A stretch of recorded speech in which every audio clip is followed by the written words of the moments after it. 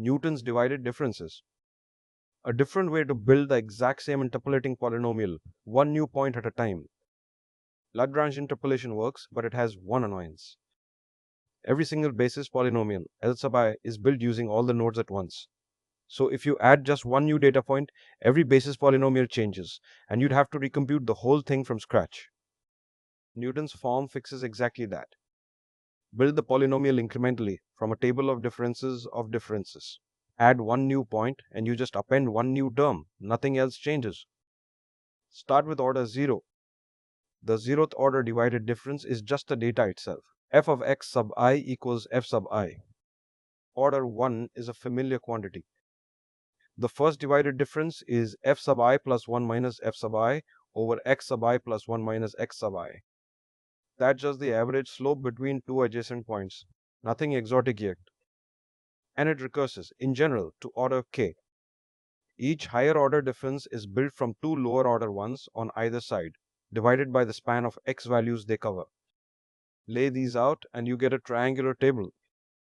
Column 0 is the raw data. Column 1, first differences, slopes. Column 2, second differences, and so on. The top diagonal of that table gives you every coefficient you need. Let's build one for a real property table. Saturated vapor enthalpy at 160, 80 T, and 200 degrees C. We want to estimate Hg at 175 degrees C. First, the two first order differences. F of 160, 80 comes out to 0.99C. F of 180, 200 comes out to 0.800. These are just slopes in kj per kg by degree C. Now, the 1 second order difference. Take the difference of those two slopes, divide by the total span, 40 degrees, negative 0.04757. Those three numbers, ARE the polynomial. P sub n of x is the sum of C sub k times the product of x minus every earlier node, and each C sub k is exactly one diagonal entry from the table. Plug in t equals 175. 27t7.4 plus 0.99t times 15 plus negative 0.04750 times 15 times negative 5. That comes out to 2772.6 kilojoules per kilogram. Checked against the real property function, it holds up well.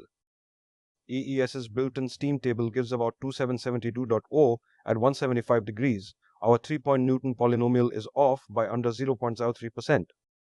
The whole table builds in two nested loops. One duplicate loop over the order, one nested inside it over position. The same formula fills the whole triangular table for any number of points. So here's the real payoff. A new point arrives. Compute exactly one new divided difference. Append exactly one new term. Everything you already computed stays valid. No basis polynomial recompute, unlike Lagrange. And one more thing worth knowing. Newton's form and Lagrange's form aren't competing answers.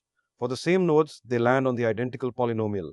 Interpolation is unique. These are just two different ways to build it. Here's Newton's form doing what it's meant to do. A smooth mild function, 7 equally spaced nodes, degree 6 Newton polynomial. It tracks the true curve closely everywhere. No sharp features, no trouble. But that good behavior isn't guaranteed.